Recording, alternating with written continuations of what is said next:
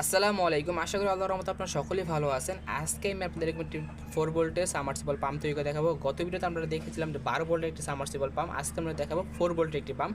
So আমি এটা চালিয়ে আপনাদের দেখাই। দেখতে পাচ্ছেন 4 ভোল্ট ব্যাটারি নিয়েছি, আপনাকে এটি সংযোগ করে দিব। আর সংযোগ দিয়ে কিন্তু আমাদের পাম্পটা চলতেছে, দেখতে পাচ্ছেন, শব্দ শুনতে পারতেছেন। সো আমি এখন পানিতে চুবিয়ে দেখাই। আগে একটু পানিটা ভরে নিই। আর এখন আমি তারটা সংযোগ করে দিই। বুঝতে পারবেন যে এটি স্পিডটা কীরকম দেখতে পাচ্ছেন।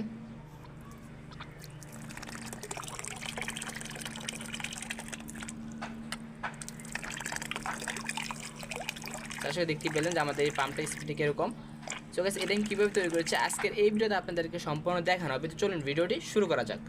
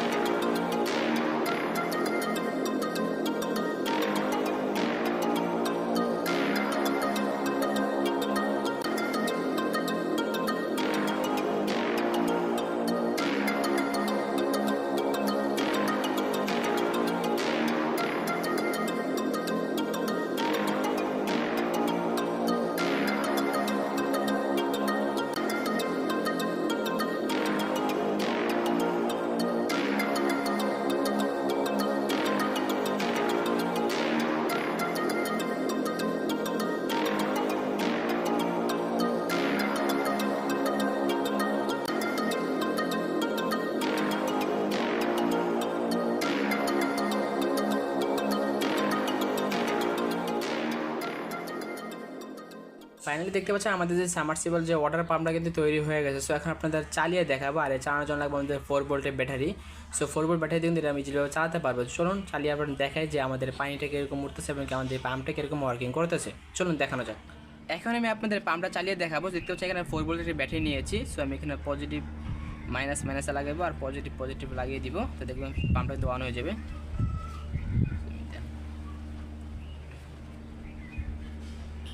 দেখতে পাচ্ছেন পাম্পটা কিন্তু অন হয়ে গেছে। এখন পানিতে লাগিয়ে দেখাবো আপনাদের।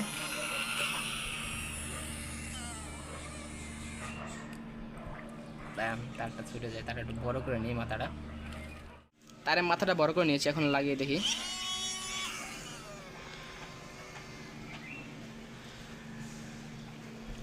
দেখতে পাচ্ছেন আমাদের পাম্পটা ওয়ার্কিং করতেছে, দেখতে পাচ্ছেন। আর নিচে থেকে কিন্তু পানিটা উঠাচ্ছে।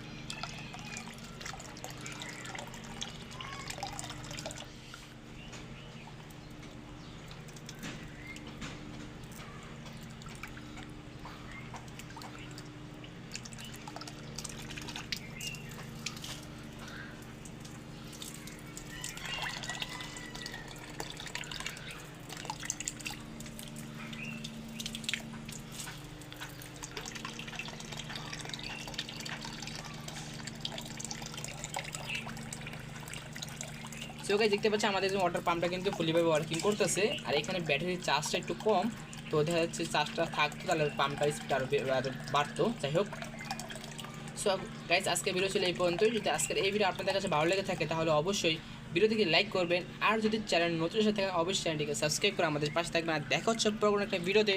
ততক্ষণ ভালো থাকবেন, সুস্থ থাকবেন, আল্লাহ হাফেজ।